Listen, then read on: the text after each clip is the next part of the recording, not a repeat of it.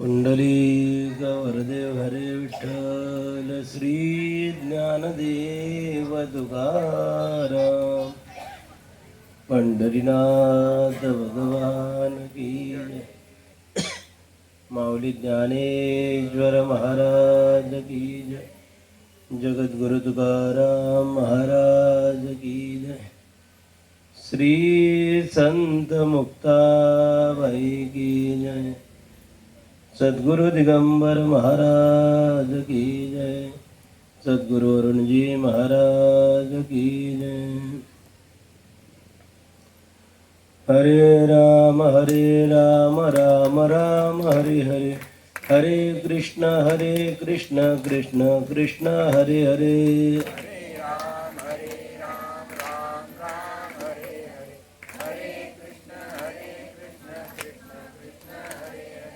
हरे राम राम हरे हरे.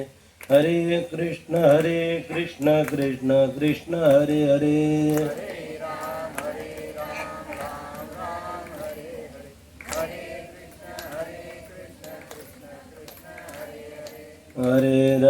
हरे राम राम हरे हरे. हरे कृष्ण कृष्ण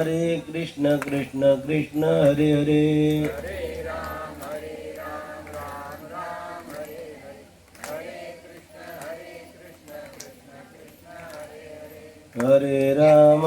हरे राम राम हरे हरे. हरे कृष्ण कृष्ण कृष्ण हरे हरे.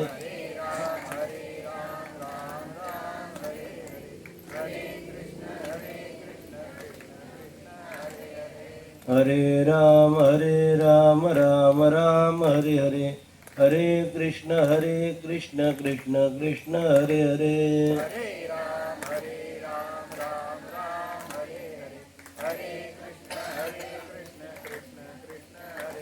गोपाल कृष्ण भगवान की जय. ब्रह्मानंदं परमसुखदं केवलं ज्ञानमूर्तिं द्वन्द्वातीतं गगनसदृशं तत्त्वमस्यादिलक्ष्यम् एकं नित्यं विमलमचलं सर्वधी साक्षिभूतं भावातीतं त्रिगुणरहितं सद्गुरुं तन्नमामि. नमामि सद्गुरुं शान्तं सच्चिदानन्दविग्रहं पूर्णब्रह्मपरानन्द मीशमालधिवल्लभं सच्चिदानन्दरूपाय विश्वोत्पत्त्यादिहेतवे तापत्रयविनाशाय श्रीकृष्णाय वयं नमः. यं प्रव्रजन्तमनुपेतमपेतकृत्यं द्वैपायनो विरहकातराजुः पुत्रेति तन्मयतया तरोऽभिनेदो तं सर्वभूतहृदयं मुनिमानतोऽस्मि. नारायणं नमस्कृत्यं नरं चैव नरोत्तमं देवीं सरस्वतीं व्यासं ततो जयमुदीरये. सर्वमङ्गलमाङ्गल्ये शिवे सर्वार्थसाधिके शरण्ये त्र्यम्बके गौरी नारायणी नमोऽस्तुते. मनोजवं मारुततुल्यवेगं जितेन्द्रियं बुद्धिमतां वरिष्ठं वातात्मजं वानरयूथमुख्यं श्रीरामदूतं चरणं प्रपद्ये. श्रीरामदूतं चरणं प्रपद्ये. गोपाल कृष्ण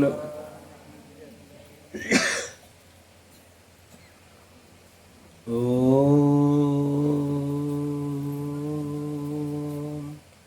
श्री परमात्मने नमः. श्री गणेशाय नमः. अथ श्रीमद्भागवत महापुराणम् अथ एकादश स्कंदः. अथ सप्तदशोऽध्यायः. उद्धव उवाच यस्त्वया भीतं पूर्वं धर्मस्त्वद्भक्तिलक्षणः वर्णाश्रमाचारवतां सर्वेषां द्विपदामपि. परमात्मा श्रीकृष्ण कथा मानवी जीवनामध्ये वर्ण धर्म सांगणारी एक दिव्य अशी कथा आहे. भगवंताच्या कथेने मानवी जीवनामध्ये मोक्ष प्राप्त होतो आहे. एखादं स्कंदाचं लक्षण आहे मुक्ती, आणि त्या मुक्तीचं वर्णन आपण थोडक्यामध्ये बघत आहे. भगवंताच्या कृपेने, साधू संतांच्या आशीर्वादाने, सद्गुरूच्या प्रेरणेने आणि त्याचप्रमाणे वैकुंठवासी प्रभाकर चावलं चिंगळे, वैकुंठवासी कुसुमबाई प्रभाकर इंगळे, वैकुंठवासी प्रमोद प्रभाकर इंगळे, वैकुंठवासी जयश्री प्रमोद इंगळे न वैकुंठवासी जयंत प्रमोद इंगळे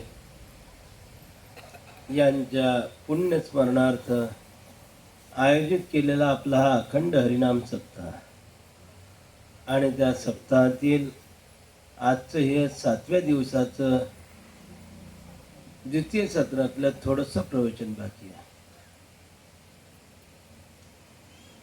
भगवंताच्या कृपेने गेल्या 7 दिवसात आनंदात आपण भगवंताची ही कथा पाहत आहे. सकाळच्या वेळेला आपण 2 मुद्द्याचं चिंतन केलं. स्वजन बांधवांचा त्याग कसा करायचा, भगवंतामध्ये चित्त कसं प्रवेश करायचं. आता 3रा टप्पा आहे की समदृष्टीनं जीवनात कसं जगायचं. त्याच्याकरता वर्णन सांगताय. अगोदर वर्णाश्रम धर्म सांगितला. ज्या वर्णाश्रम धर्माचं चिंतन आपण 7म स्कंदात केलेलं आहे, तो वर्णाश्रम धर्म इथं थोडक्यात सांगितलेला आहे. पुढे उद्धवाने देवाला काही प्रश्न केलेले आहे, त्या 35 प्रश्नाचं चिंतन आहे. नंतर ज्ञान, भक्ती आणि यम इत्यादी साधनाचं वर्णन आहे. गुणदोष स्वरूप कथेचं वर्णन थोडक्यात भगवंत सांगताय. भक्तीने जीवनात सर्व गोष्टी प्राप्त होतात. जी गोष्ट योगाने, तपाने, ज्ञानाने प्राप्त होत नाही, ती गोष्ट भक्तीनं प्राप्त होते, असं थोडक्यात वर्णन केलेलं आहे. तत्वांची संख्या सांगितलेली आहे. तत्वांची संख्या पूर्ण तत्वचिंतना करता एक अध्याय. तत्व संख्या 36 आहे. एकूण तत्व किती आहे? 36. नाथराय म्हणतात 36 तत्वाचा मूळ आहे. कोणी 24 तत्व मांडले, कोणी 17 तत्व मांडले, कोणी 27 तत्व मांडलेले. 36 तत्व आहे, एक तत्व आहे. इतके तत्व चिंतन सांगून मी जास्त वेळ घेत नाही. ज्ञानोबारायांनी एकच तत्व सांगितलं. ज्या तत्वाचं तुम्ही जीवनात आचरण केलं तर भगवंत तुमच्यावरती कृपा करतील. देवाला तुमच्याविषयी करुणा प्राप्त होईल. मग भगवंताला आपल्याविषयी करुणा प्राप्त व्हायला पाहिजे का लोकांना आपल्याविषयी करुणा प्राप्त व्हायला पाहिजे? देवाला करुणा प्राप्त व्हायला पाहिजे ना. मग त्या एक तत्वाचं प्रत्येकाने आचरण करायचं आहे. ते तत्व कोणतं आहे? एक तत्व नाम दृढ धरी मना हरिसी करुणा. म्हणून ते एक तत्वाचं आचरण प्रत्येकाने करा. प्रत्येकाने देवाचं नामस्मरण करा. म्हणले महाराज, ह्या तत्वाने जीवन जगले तर काय फल आहे हो? उलट तत्वाने जीवन जगलं तर जीवनामध्ये दुःखच दुःख प्राप्त होत आहे. तत्वाने जर जीवन जगले तर सुरुवातीला खूप त्रास होतो. कारण काही काही लोकांचं तत्व आहे खोटी गोष्ट जीवनात करायची नाही. का हो, तुम्हालाही ते पिवळ्या कार्डाचं धान्य येतं का? नाही महाराज. आमच्या घरी 4 व्हीलर आहे, 2 व्हीलर आहे, आमचं घर बांधलेलं आहे, आम्हाला पिवळ्या कार्डाचा लाभ नाही. जे तत्वाने म्हणले आम्हाला की तुमच्याकडे शेती नाही तर तुम्ही हे पिवळं कार्ड घ्या, पण आम्ही ते घेतलं नाही. आणि दुर्दैवाने गावामध्ये ज्याच्याकडे 25 एकर जमीन आहे त्याच्याजवळ पिवळं कार्ड आहे. मग तो म्हणतो पा, त्यांना बी म्हटलं होतं पण त्यांनी घेतलं नाही. पहा बरं काय होत आहे. सुरुवातीला तत्वाने जीवन जगताना थोडेसे कष्ट होतात, पण जे तत्वाने जीवन जगतात त्यांना जीवनामध्ये शांती प्राप्त होते. आणि जे जीवनामध्ये तत्व सोडून वागतात त्यांच्या जीवनामध्ये दुःखच दुःख आहे. सुरुवातीला बरं वाटतं, परंतु नंतर पश्चाताप करावा लागतो. म्हणून तत्वाने जीवन जगा. म्हणले गुरुदेव, तत्वाने जो जीवन जगला त्याला जीवनात शांती प्राप्त होते? म्हणे हो. पण असं कोणतं काही उदाहरण आहे का की जो तत्वाने जीवन जगत असताना त्याला जीवनात शांती प्राप्त झालेली आहे? उदाहरण आहे का? हो, आम्ही मोठमोठे तत्वाचार्य धर्माचार्य बघितले, त्यांच्या जीवनामध्ये तर शांती नाहीच नाही. उलट त्या धर्माचार्यांची, तत्वाचार्यांची, जे मोठमोठे महाराज आहे, जे मोठमोठे प्रवक्ते आहे, जे मोठमोठे कथाकार आहे, त्यांचे कोर्टामध्ये एकमेकांविषयी भानगडी सुरू आहे. न तुम्ही म्हणतात जे तत्वाने जीवन जगतात, जे तत्वाचं आचरण करतात त्यांना शांती प्राप्त होते. भगवंत म्हणले मी काय सांगतोय, तत्वाने जे जीवन जगतात त्यांना शांती प्राप्त होते, तत्व सांगणाऱ्यांच्या जीवनात नाही. हे जरी मोठे धर्माचार्य असले, मोठमोठे महाराज असले, तरी हे फक्त काय करतात, तत्वाचं विवेचन करतात, तत्व सांगतात, त्या तत्वाने जीवन जगत नाही. म्हणले मग असं उदाहरण दाखवा की जो तत्वानं जीवन जगतो आहे आणि त्याला जीवनात शांती प्राप्त झालेली आहे. मग भगवंत सांगतात, उद्धवा, पूर्व कालामध्ये अवंती देशामध्ये एक अतिशय कृपण ब्राह्मण राहत होता. अतिकृपण. तो कधीही दान धर्म करत नव्हता. लक्षात ठेवा, लक्ष्मी मातेची कृपा तुमच्या जीवनात जेथपर्यंत आहे तेथपर्यंत दान धर्म करून घ्या. लोकांची एक वाईट सवय आहे, ज्या वेळेला त्यांच्यावर लक्ष्मी मातेची कृपा आहे तेव्हा ते दान धर्म करत नाही.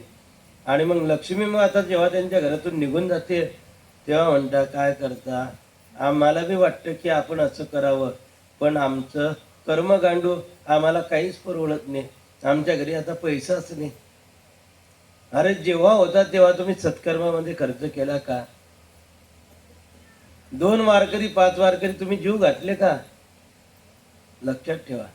नाही हो म्हणले महाराज, आम्हाला कुठं रिकामपण आहे. कथा भाग आपल्याला माहिती आहे, ज्ञात आहे. आपल्या नावी गावातून गुरुनाम गुरु वैकुंठवासी सद्गुरू दिगंबर महाराजांची पायी दिंडी जाते.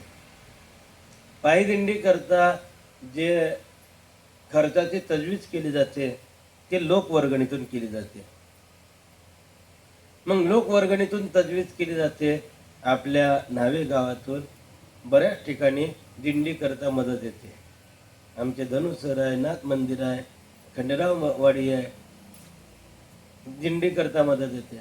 मग ज्याला स्वतः घरी काही दान धर्म करता येत नाही आहे, स्वतः कोणाला जीव घालता येत नाही आहे, त्याने वारकऱ्यांच्या अन्नदानामध्ये 200 रुपये 500 रुपये दिले तर काय हरकत आहे. तुम्हाला स्वतः घरी करता येत नाही आहे ना, मग तिथं द्या, ज्याला जसं वाटलं तसं द्या. पण लक्ष्मीची कृपा आहे तेथपर्यंत दान धर्म करून घ्या. आणि लक्ष्मी माता आजपर्यंत कायम स्वरूपी कोणाच्याही घरी राहत नाही. म्हणले महाराज, पण मग तुम्ही केव्हा भेटसाल, आम्ही केव्हा द्या पैसे? माझ्याजवळ नाही दिले तरी चालतील, नाथ मंदिरात ते लोक जमा करतात, आपले धनुष सर आहे त्यांच्याकडे जमा केले जातात, खंडेराववाडीत जमा केले जातात. ते मंडळी यादीनुसार ज्याने जे दिलेले आहे ते पैसे तिथं आपल्याला आमच्याकडे परत देतात. तर आपणही दानधर्म करा. लक्ष्मी माता कायमस्वरूपी कोणाच्या घरी राहणे. इथं भागवतकारांनी सांगितलं, लक्ष्मी माता तुमच्या घरातून 5 रस्त्याने निघून जाते. तिला घरातून बाहेर जाण्याचे रस्ते किती आहे? 5. कोणकोणते? नाथरायांनी सांगितलं, राजा चोर दायाद आगी, अधर्मे रोग संचरे अंगी, हे द्रव्य नाशा लागी, पंचजन निर्मिले असे. राजा, तुमच्या घरी भरपूर पैसे झाले हे कोणाला कळतं? राजाला. मग राजा काय म्हणतो? इतके पैसे आणि तिच्यातला माझा हिस्सा. काय म्हणता तुम्ही त्याला? टॅक्स. राजा तिच्यातून कर घेतो. म्हणले आम्ही का बावळट आहे?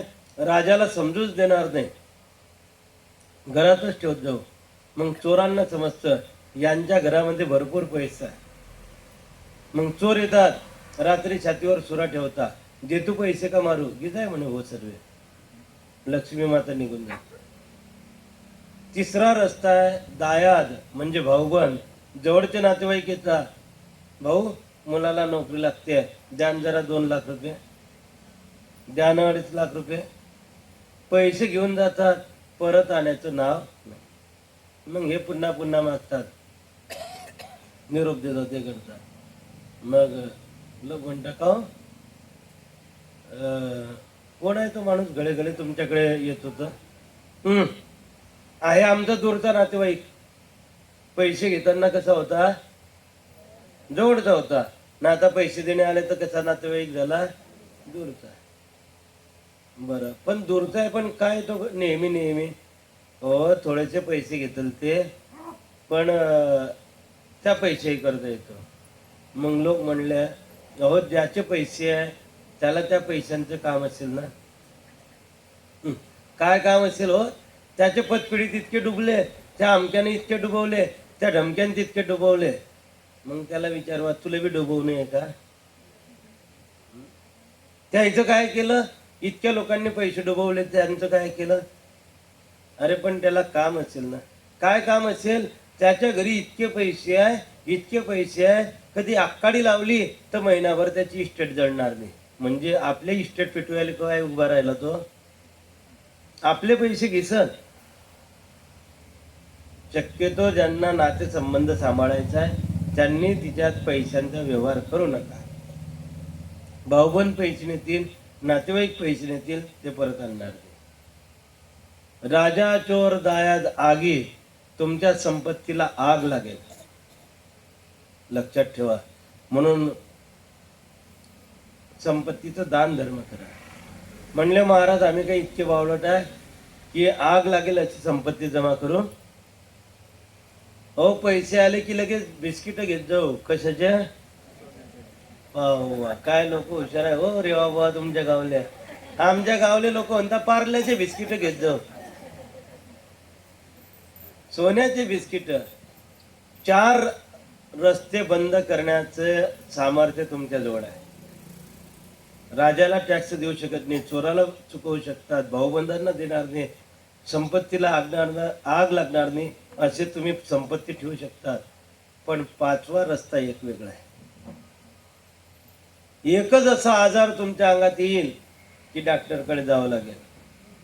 मग डॉक्टर म्हणतो, अर्ध तर ते डॉक्टर तिथं जाता बरोबरच त्या पेशंटला घाबरवतो. बरं झालं तुम्ही लवकर आले, तर आणखीन थोडासा उशीर करता तर केस हातात आली. किती लोकांचं सांगणं आहे.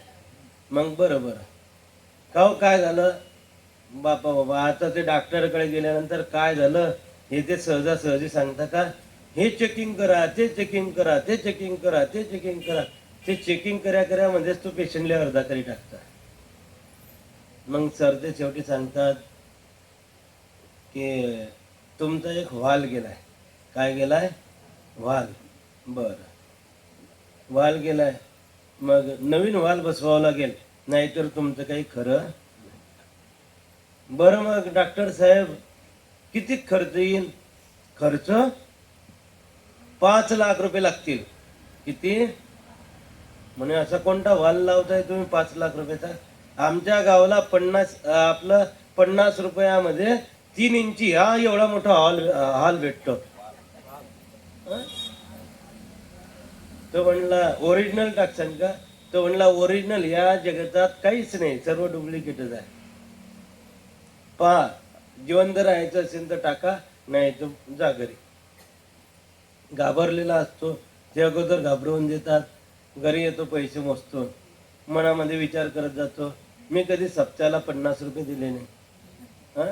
जेवायला मात्र घरचं घर गेलं, मंदिरात कार्यक्रम चालले, कधी देवाला 10 रुपये दिले नाही. मुलाच्या लग्नामध्ये कधी पांडुरंगाला कपडे केले नाही. हं?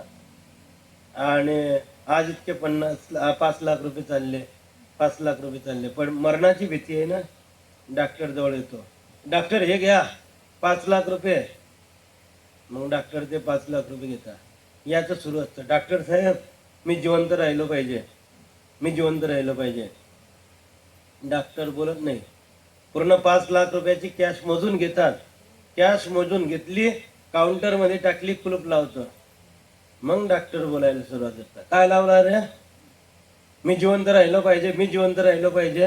आम्ही का देवगीव आहे?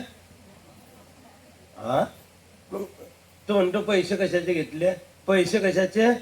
म्हणजे प्रयत्न आमचे न प्रारब्ध. घ्या रे घ्या, आम्ही फक्त प्रयत्न करू. तुमच्या प्रारब्धात जर मरण असलं तर आम्ही काय वाचवणार आहे का? आम्ही देव आहे? घ्या. मग डोक्याला हात लावतो. डॉक्टर बी केव्हा सांगता हे वाक्य, पैसे हातात आल्या अधर्म रोग संचरे अंगी, तेव्हा माणसाला सर्व आठवतं.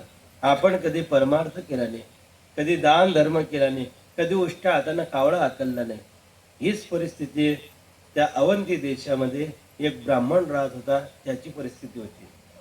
अतिकृपण अतिकृपण. नाथरायांनी त्याचं वर्णन केलं.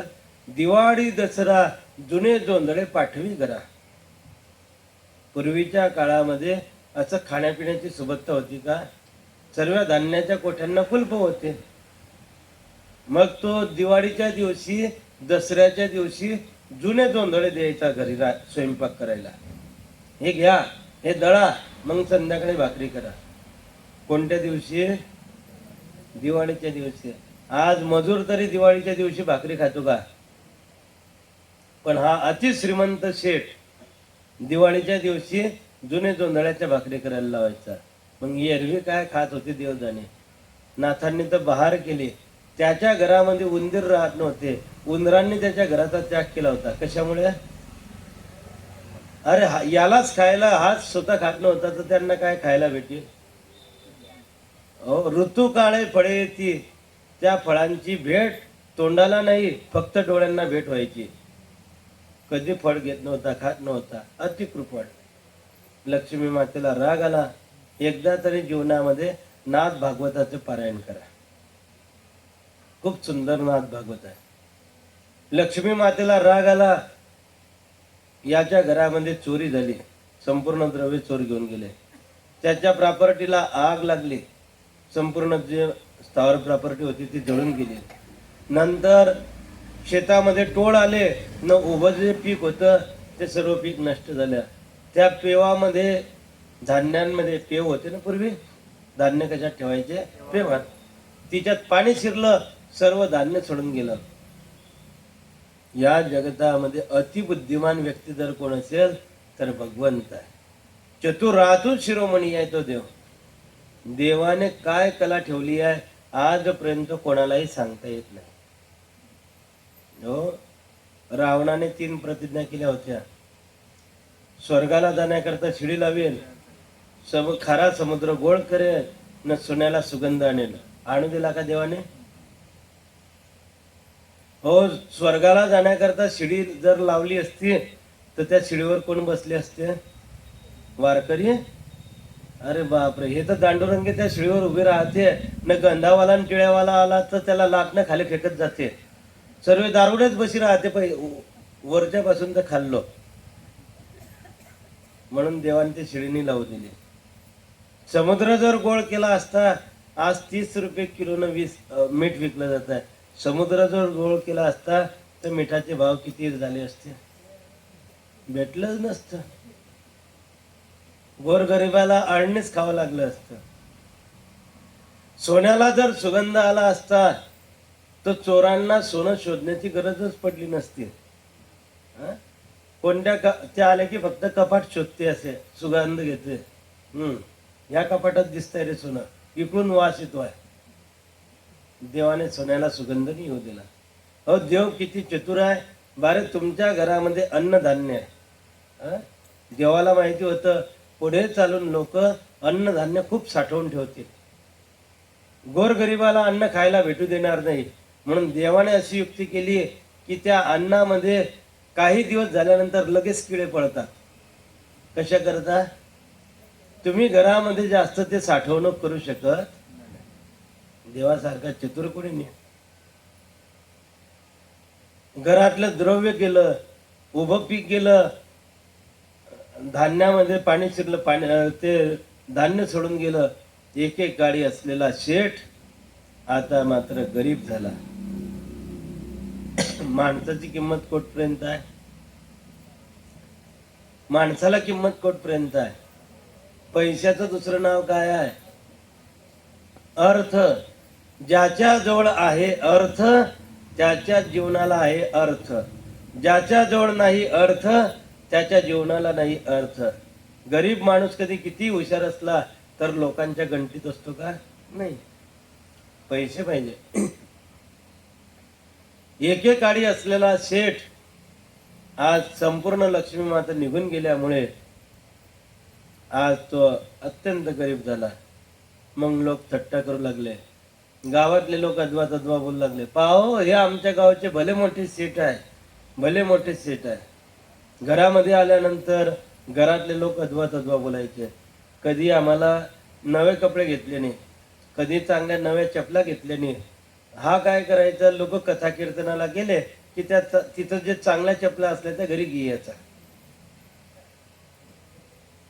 कधी आम्हाला खायला चांगलं खाऊ दिलं नाही ना. आता सर्व गेलं, आता मारी चांगले डोळे उघडले, अमुक आहे ढमुक आहे. हा, घरातले लोक अपशब्द बोलतात, बाहेरचे लोक अपशब्द बोलतात. मग काय करायचं? माझं कोणालाच गरज नाही म्हणून तो घरातून निघाला आणि काशी क्षेत्रामध्ये जाऊन त्याने संन्यास घेतला. संन्यास घेतल्यानंतर अशी गोष्ट आहे, संन्यासाने एकदा आपल्या जन्मभूमीच्या दर्शनाकरता यायचं आहे. जन्मभूमीच्या दर्शनाकरता आला. हे लोक बसलेलेच होते. अरे होय ना, होय, आपल्या गावचा तो कदरी ब्राह्मण आहे, आलेला आहे. मग मुद्दाम विचारायचे, का हो ब्राह्मण बुवा, कोणत्या शाखेचे आहे, कोणता संन्यास घेतला, अमुक आहे ढमुक आहे, थट्टा करायचे. एक जण म्हणला, वा रे वा, काय लबाळ आहे रे हा. जेथपर्यंत पैसे होते चांगला संसार केला, आता पैसे संपूर्ण नष्ट झाले तर आता मस्त धंदा धरलाय. धंदा कोणता चांगला आहे? काम नाही करायचा, धंदा नाही करायचा, 4 घरे मागले की पोट भरतं. काय कठीण आहे? मस्त धंदा धरला, लोकांना फसवतो. याला चांगली शिक्षा केली पाहिजे. लोक त्या कदरीलाच म्हणतात, नाही चांगला धंदा धरलाय. आम्हालाही म्हणतात लोक, महाराज तुमचा धंदा भलताच चांगला आहे हो, आमचा का धंदा आहे? तुमचा धंदा भलताच चांगला आहे, पाऊस येऊ का नको बी हो. अरे आमचा का धंदा आहे का?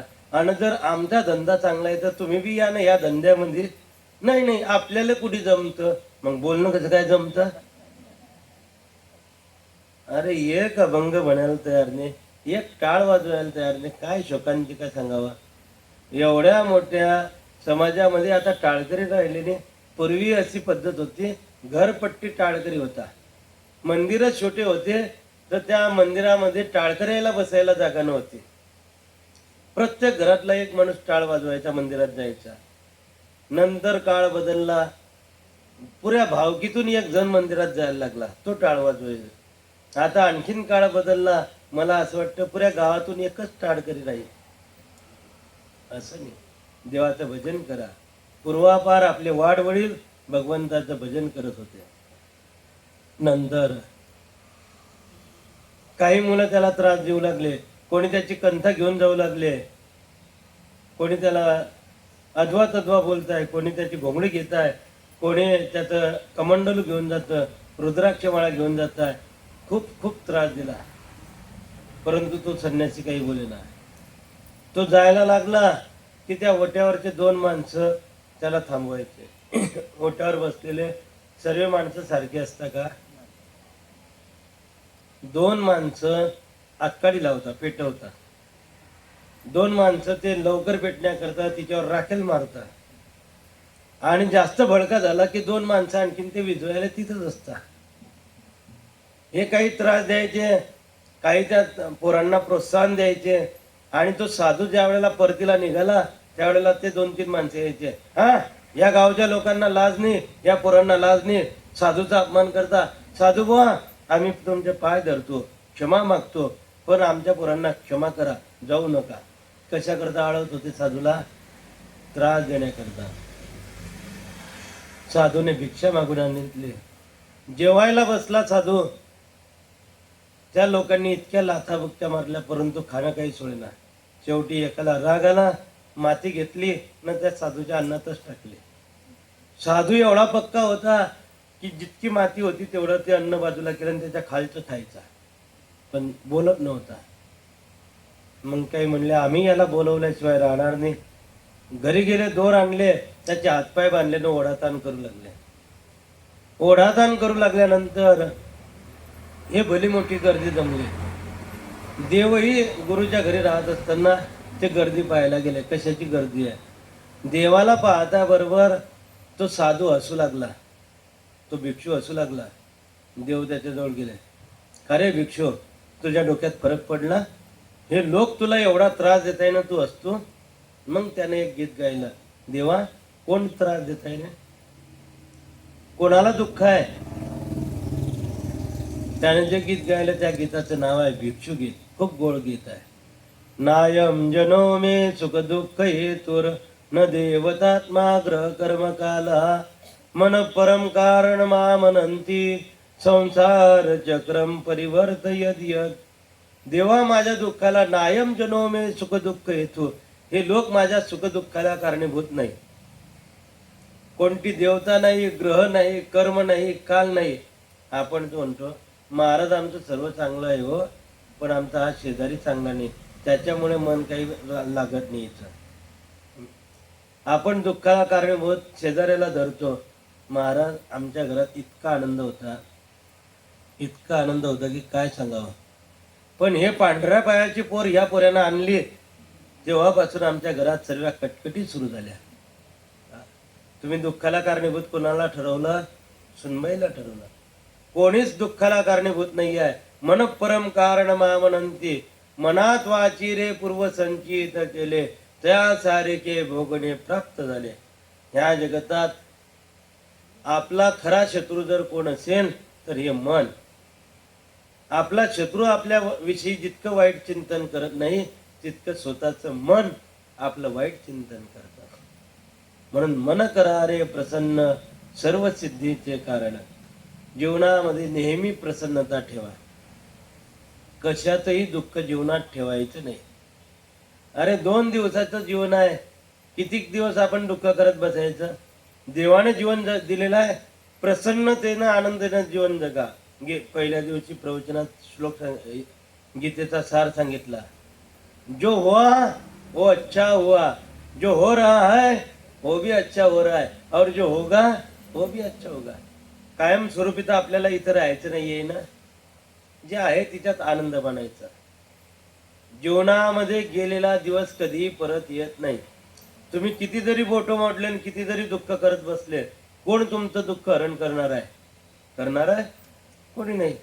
उलट लोकांच्या घरामध्ये तुमच्या दुःखरूपी जखमेवर लावण्याकरता कोणत्याही माणसाच्या घरात सोप्रामायसिनचा मलम नाही आहे. हा, प्रत्येक माणसांच्या घरामध्ये मीठ आहे तुमच्या जखमवर लावायला. म्हणून आपल्या मनाची, आपल्या शरीराची जखम कोणालाही दाखवू नका. प्रसन्न राहा.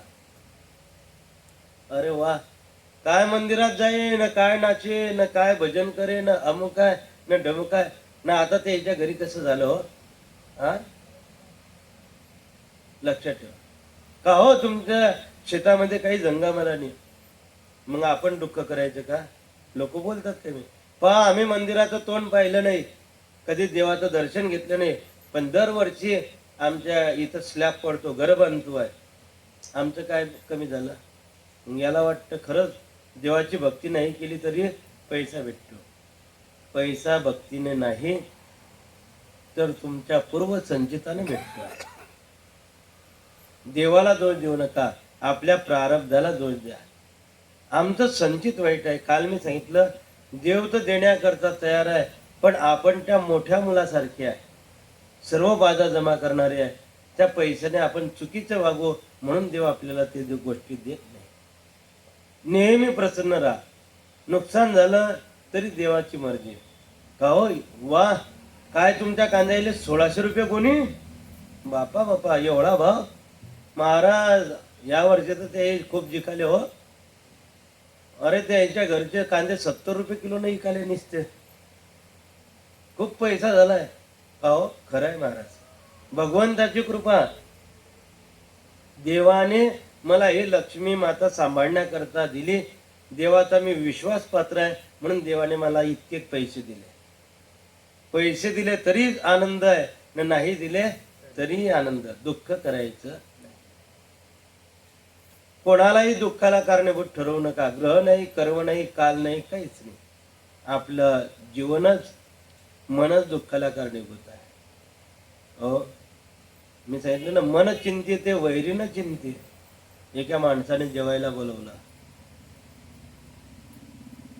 करता करता दुपारचे 11:30 झाले. जेवणालाच कोणी विचारलं नाही. कोणीच मला जेवणाचं म्हणत नाही. एकादशी आहे कोणी म्हणत नाही. आणि रस्त्याने जात असताना योगायोग असा, एक गृहस्थ बाहेर होता. ओ वारकरी, वा इकडे या. म्हणे काय जेवण झालं? म्हणे नाही. करून घ्या आपल्याकडे जेवण. मग जेवण करून घ्या. पंचपक्वान्न वाढले. मग आता वारकऱ्याने जेवण करावं की नाही? घर मालकाने शुद्ध मनाने बोलवलं ना? नाही. हा जेवायला बसला. या घरावाल्याचं माझी तर ओळख बी नाही.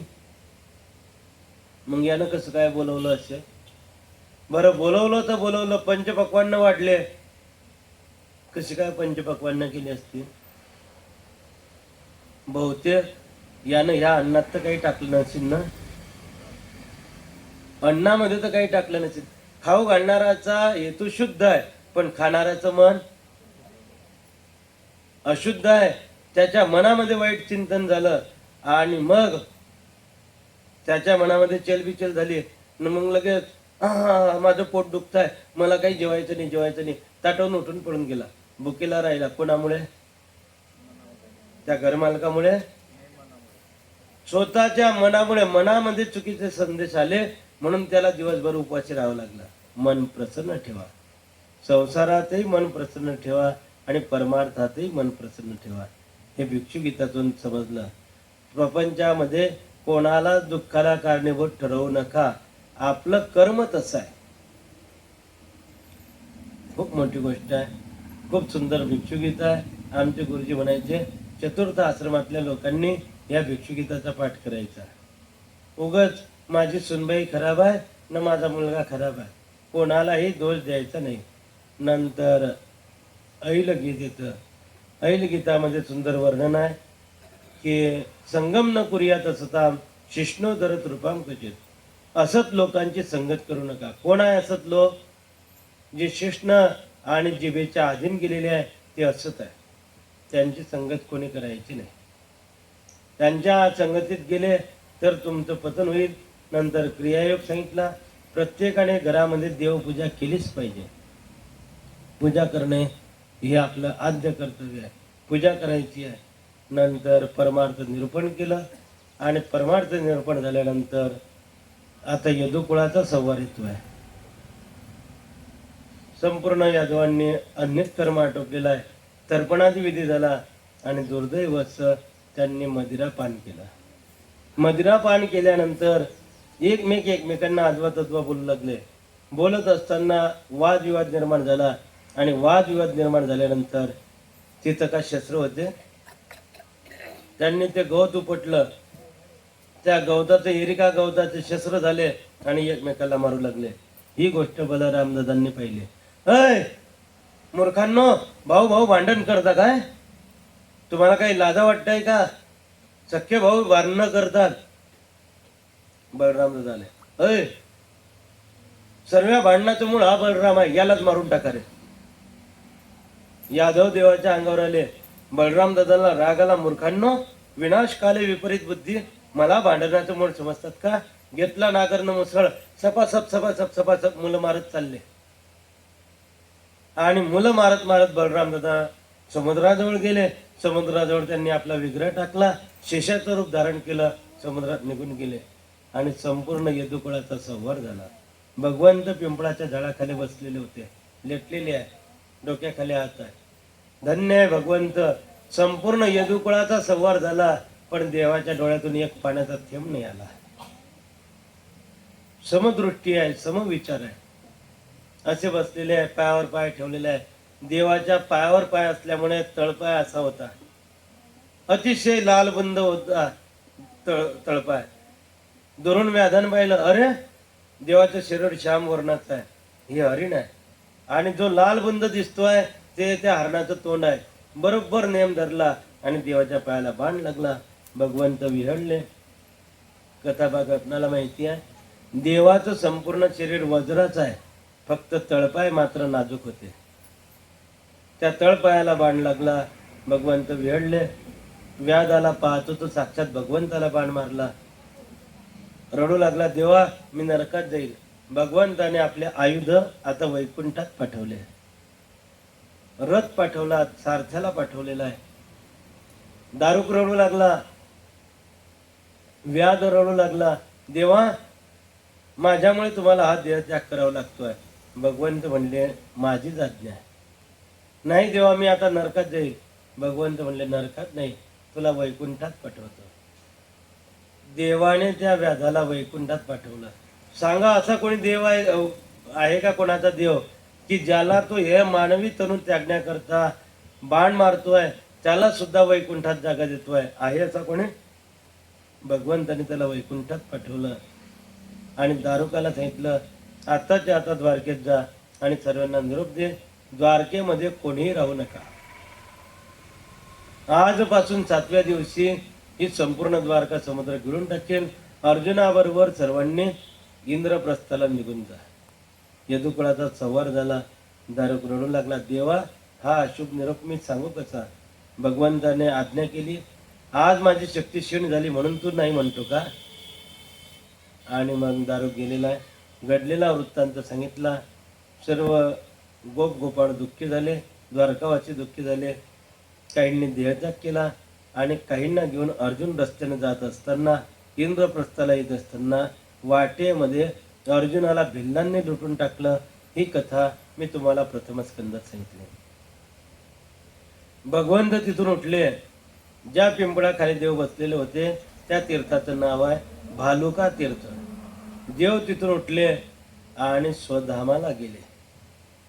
एवढंच भागवतात वर्णन आहे, पण स्वधाम म्हणजे कोणतं इथं उल्लेख नाही.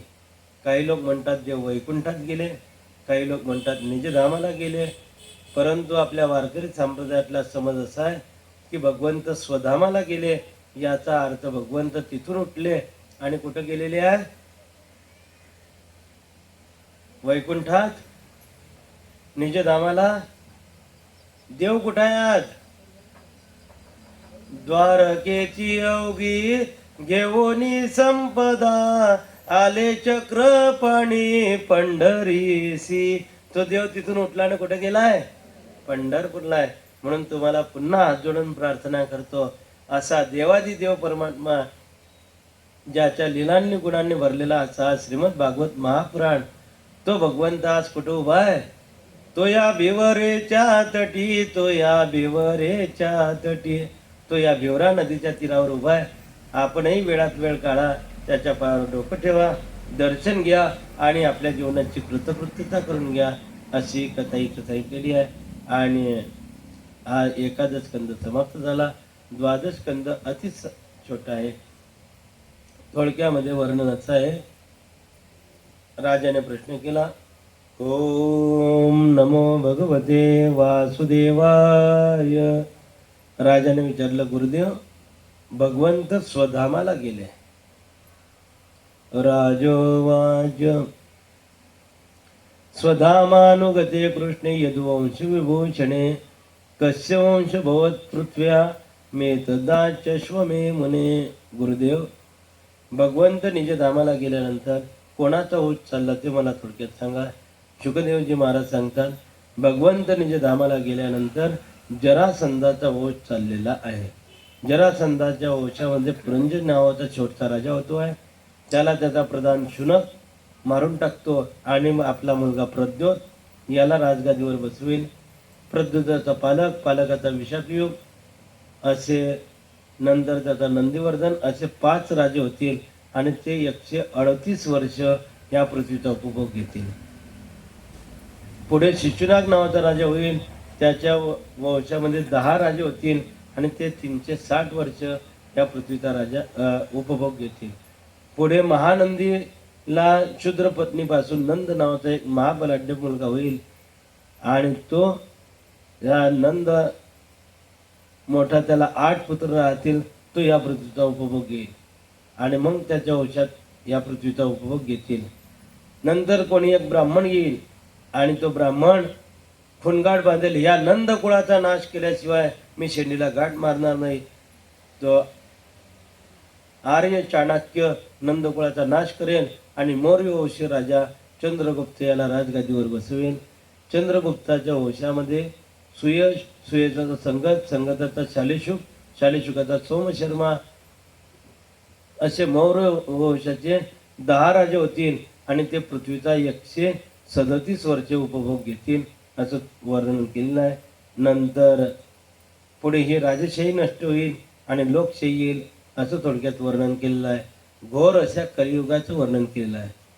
कलियुगाची दादा ऐकावी थोरी, पुत्र तो होईल पित्याचा वैरी. ऐका कलीचे महिमान, असत्यासी रिजेल जन. पापा देती अनुमोदन, करती हेळन संताचे. कलियुगामध्ये माणसं पाप कर्माला अनुमोदन देते. काय काय चाललंय? काही नाही हो, ब्राह्मण बुवानं मला असं सांगितलंय की तुम्ही तुमच्या घरी एक भागवत सप्ताह करा. मग भागवत सप्ताह करा तर म्हटलं की बुवा करायचं तर आहेच, पण शेजाऱ्या पाजाऱ्याला विचारू की आम्ही भागवत सप्ताह करतोय तर तुम्ही थोडीशी मदत करसान का.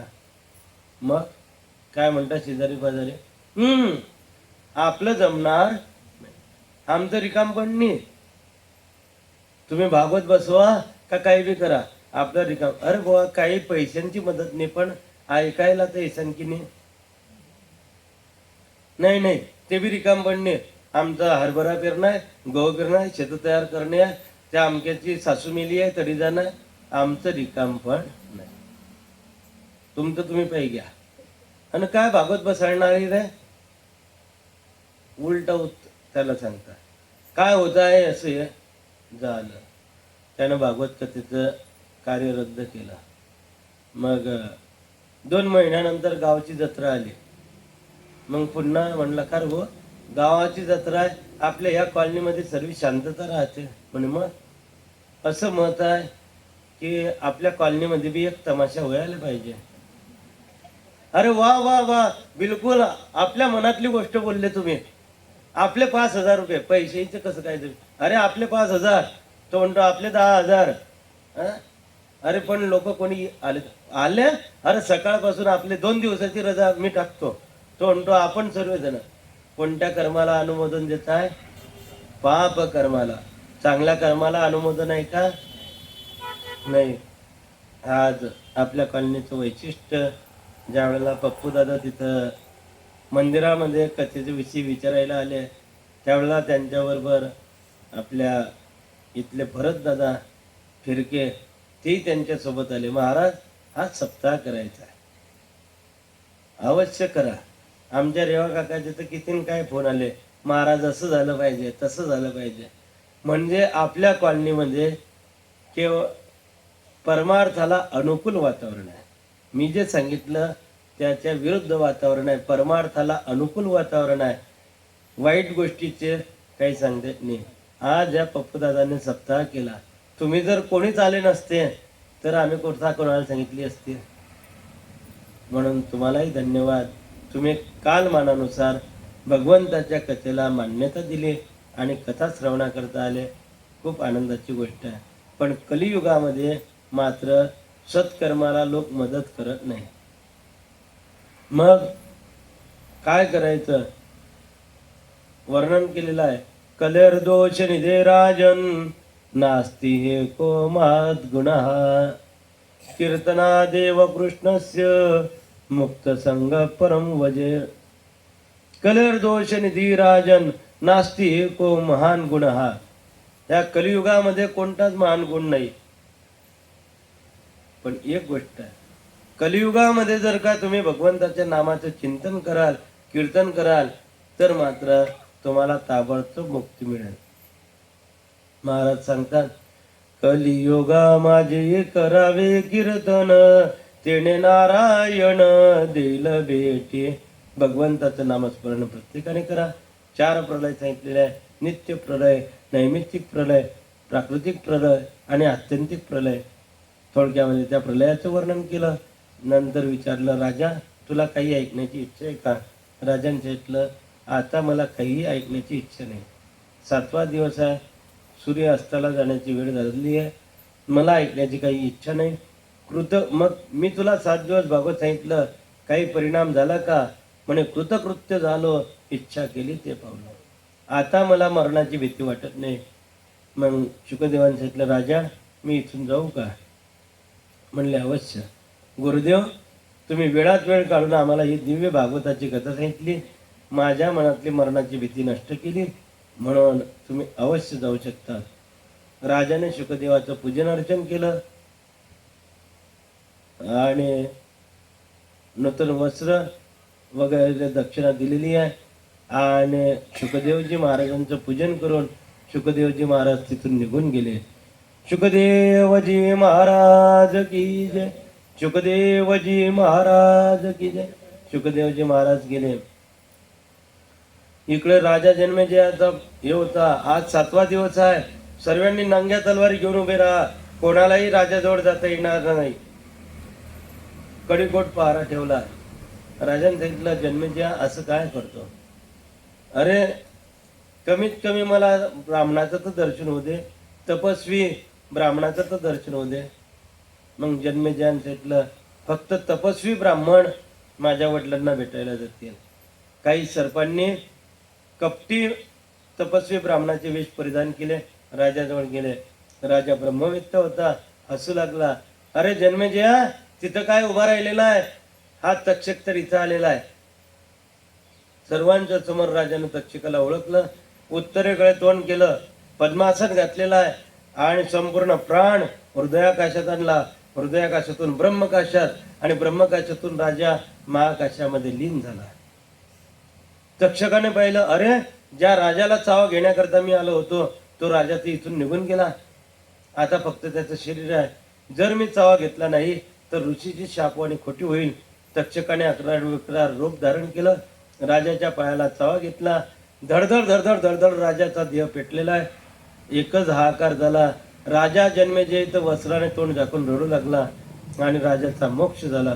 गोपाल कृष्ण भगवान की, गोपाल कृष्ण भगवान. राजाला अत्यंत दुःख झालं. राजाने आपल्या वडिलांची अंत्येष्टिविधी केला आणि नंतर राजाने एक सर्प यज्ञ केला. ज्या सर्पाने माझ्या वडिलाला चावा घेतला ते सर्प जातच मी राहू देणार नाही, म्हणून राजाने सर्प यज्ञ केला. मोठमोठे सर्प त्या यज्ञात येऊन पडत आहे. परंतु ज्या तक्षकाने माझ्या वडिलाला चावा घेतला तो टाका. तक्षकाच्या नावाची आहुती टाकली, परंतु तक्षक काही येईना. काय येत नाही आहे तक्षक? ब्राह्मणांनी पाहिलं, राजा तो तक्षक इंद्राला शरण गेलेला आहे. इंद्राला शरण गेला म्हणे हो. मग इंद्रासहित तक्षक येऊन पळो टाका होती. इंद्रासहित तक्षकाची आहुती टाकली. इंद्राचं आसन डळमळलं आणि इंद्रासहित तक्षक आता त्याच्या यज्ञ मंडपामध्ये आलेले आहे. यज्ञ मंडपामध्ये आल्यानंतर आता इंद्राची शरणागती असल्यामुळे ते दोघं काही त्या यज्ञकुंडात पडत नव्हते. काय करावं? मग विचार चाललेला आहे. आहुती टाकताय परंतु त्याच्यामध्ये इंद्र आणि तक्षक पडत नाही आहे. त्याच वेळेला तिथे एक ऋषी आले आणि त्यांनी सांगितलं, जन्मेजया, तुझ्या वडिलांना सर्प चावणारा ही गोष्ट कधी माहिती होती? तुझा वडील जन्माला आला त्याच दिवशी ब्राह्मणाने सांगितलं होतं की याला तक्षक नावाचा महासर्प चोळीने मरेल. तुझ्या पणजोबांनी 11 अक्षोणी सैन्य मारून टाकलं. मग एक तक्षक का जिवंत ठेवला? तेव्हाच काने मारला. बरं जाऊ दे, तुला माहिती होतं 7 दिवसापूर्वी तू जर तक्षकाचा शोध घेताना मारून टाकलं असतं तर आज ही दुःखाची वेळ तुझ्यावर आली नसती.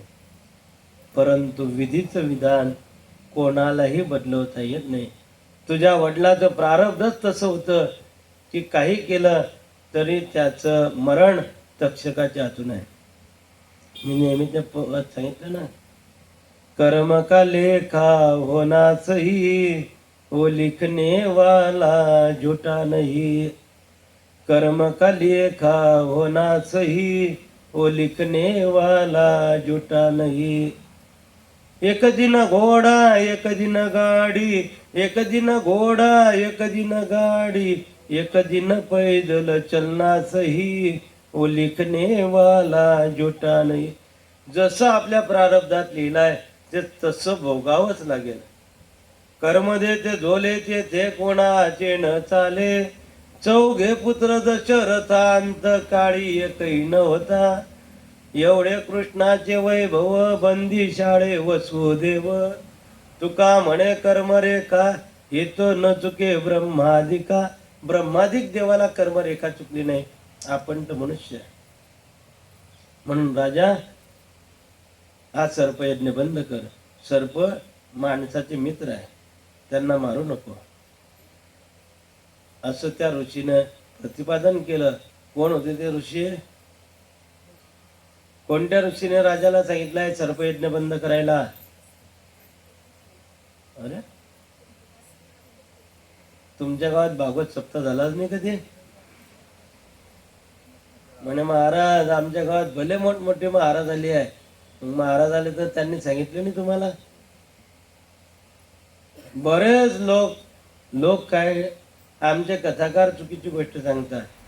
म्हणले त्या ऋषीचं नाव होतं आस्तिक महामुनी. घरावरही लिहून ठेवता आस्तिक काय नमः. पण इथं भागवतात श्लोक आहे, मी सांगितलं. मी इथं श्लोकात आहे तेच गोष्ट सांगेन. कोणते ऋषी आले होते? तम पतंतम विमानेन स तक्षकमंबरात विलोक्य अंगिरस प्राह राजानम तम बृहस्पती. आणि मग त्यावेळेला देवगुरु बृहस्पती तिथं आलेले आहे आणि देवगुरु बृहस्पतीने सांगितलं, राजा, तक्षकाला तू मारू नको. दैवगती अशी आहे आणि तक्षकाला मारणं तुला कदापि शक्य नाही. म्हणे का? तक्षकाने अमृत प्राशन केलेला आहे म्हणून तो अजनावर आहे, तो मरणार नाही. कारण नसतं इतर सर्पांचा नाश करू नको. ही दैवगती सांगल्यानंतर राजाने तो सर्पयज्ञ बंद केला. त्याच वेळेला राजाला एक वार्ता कळाली. तक्षकाचं विष उतरवणारा कश्यप नावाचा ब्राह्मण माझ्याकडे येत असताना या तक्षकाने त्याला पैसे देऊन परत केला. एक ब्राह्मण आज 7व्या दिवशी घाईघाईने राजाकडे निघाला. रस्त्यामध्ये तक्षक भेटला. ए ब्राह्मणा, एवढ्या घाई गर्दीत कुठे चाललाय? म्हणलं, राजाला तक्षक नावाचा महासर्प चावतो आहे, त्याचं विष उतरवण्याकरता मी चाललेलो आहे. तक्षक हसू लागला. ए ब्राह्मणा, तक्षकाचं विष काय सामान्य समजला की तू उतरवशील? तो म्हणला, मग का माझी विद्या सामान्य समजला? माझी विद्या श्रेष्ठ आहे. तक्षकाने सांगितलं, हे ब्राह्मणा, जास्त बोलू नको. राजाला चावणारा तक्षक मीच आहे. असं तुला तुझ्या विद्येचा गर्व आहे ना, आता दाखव, इथंच परीक्षा, तू श्रेष्ठ का मी श्रेष्ठ. तक्षकाने एका वडाच्या झाडाला चावा घेतला. संपूर्ण झाड धडधड धडधड पेटलेला आहे, एका क्षणात राख झाली. दाखव रे तुझी विद्या. त्यानेही पाणी अभिमंत्रित केलं, त्या राखेवर टाकलं. राखेवर टाकता बरोबर जसं तसं झाड झालं. तक्षकाने हात जोडले. राजा ब्राह्मणा घरी जा. नाही म्हणले, मी राजाला जिवंत करेल. कशा करता राजाला जिवंत करशील? म्हणले, जिवंत केल्यानंतर भरपूर पैसे प्राप्त होतील, राजा दक्षिणा देईल. पैसा करता थांब. तक्षकाने पाताळातून सोन्याच्या राशीच्या राशी आणल्या आणि त्याला दिलं, जा सांगितलं. अरे तू जर त्याला जिवंत केलं तर ब्राह्मणाची वाणी खोटी होईल आणि माझ्या पराक्रमाला उणे येईल. घरी जा. म्हणल्यानंतर तो द्रव्य घेऊन निघून गेला. ही गोष्ट जन्मेजयाला कळाली. जन्मेजयाने शापवाणी उच्चारली, आजपासून कोणी ब्राह्मण आपलं मांत्रिक, सर्पाचं विष उतरवणारा मांत्रिक जर पैसे घेऊन सर्पाचं विष उतरवेल तर त्याची विद्या निष्फळ होईल. म्हणून आजही सर्पाचं विष उतरवणारे मांत्रिक कधीही पैसे घेत नाही. फार झालं तर गोळ घेतील आणि तोही लोकांना वाटायला लावतील, पण पैसे कधी घेत नाही. अशा नंतर मार्कंडेयाला माया दाखवली आणि नंतर अवतरणिका येते आणि ही दिव्य असलेली कथा, हे महापुराण इथं समाप्त होतं. भगवंताच्या कृपेने, साधू संतांच्या आशीर्वादाने, सद्गुरूच्या प्रेरणेने वैकुंठवासी प्रभाकर चावद शिंगडे, वैकुंठवासी कुसुमबाई प्रभाकर इंगडे, वैकुंठवासी प्रमोद प्रभाकर इंगडे, वैकुंठवासी जयश्री प्रमोद इंगडे न वैकुंठवासी जयंत प्रमोद इंगडे यांच्या पुण्यस्मरणार्थ हा जो सप्ताह आयोजित केलेला आहे तो हरिभक्तपरायण दिगंबर उर्फ पप्पू दादा प्रभाकर इंगडे, श्री हेमंत प्रमोद इंगडे, चिरंजीव देवल दिगंबर इंगडे, कुमारी लक्षिता हेमंत इंगडे, त्याचप्रमाणे सौभाग्यवती हर्षा दिगंबर इंगडे, सौभाग्यवती पूजा हेमंत इंगडे, चिरंजीव ईशान दिगंबर इंगडे आणि समस्त इंगडे परिवार यांनी या यज्ञाचं आयोजन केलं होतं. भगवत कृपेने त्यांचा यज्ञ निर्विघ्नपणे पार पडला. ज्या भगवंताने तुम्हा आपणाला कथा सांगण्याकरता, ऐकण्याकरता शक्ती प्रदान केली, त्या भगवंताच्या चरणी कोटी कोटी प्रणाम करतो. 7 दिवसाच्या अनुष्ठानामध्ये बोलताना माझ्या मुखातून कमी जास्त शब्द निघाले असतील तर काही चुकीचा शब्द असेल तो माझा मला परत करा. तुम्हाला काही प्रश्न विचारले असतील तर तुम्हाला काही येत नाही हे सांगण्याकरता नव्हे, तर तुम्हाला सुद्धा परमार्थाची गोडी निर्माण व्हावी आणि प्रश्नांची उत्तरं आपण लक्षात ठेवावे याच्याकरता मी तुम्हाला काही शब्द बोललो असेल ते माझे मला परत करा. परमार्थामध्ये जागृतीनं राहा हेच माझं म्हणणं आहे. तर आपणही सर्व कामधंदा सोडून कथा श्रवणाकरता आले म्हणून तुम्हा श्रोते मंडळींना लाख लाख धन्यवाद. असंच कुठेही कथा असली आपण अवश्य जा आणि देवाच्या कथेचा लाभ जीवनामध्ये प्राप्त करून घ्या. बोलण्यामध्ये माझ्या हातून तुमच्या हातून काही दोष घडले असतील त्या दोषाच्या परिक्षालनार्थ मी 2 श्लोक म्हणतो, तुम्ही माझ्या पाठीमागे म्हणायचं आहे. भवे भवे यथा भक्ती पादयोस्तव जायते तथा कुरुष्व देवेश नाथस्त्वं नोयत प्रभो. नाम संकीर्तनं यस्य सर्व पाप प्रणाशनम् प्रणामो दुःख शमन तन्नमामि हरिं परम तन्नमामि हरिं परम. इति श्रीमद्भागवते महापुराणे वैयासिकमष्टादश सहस्रायां पारमहंस्यां संहितायां 12 स्कन्धे 13 इति 12 स्कन्धाः सम्पूर्णोऽयं ग्रन्थः त्वदीयवस्तु गोविन्द तुभ्यमेव समर्पये.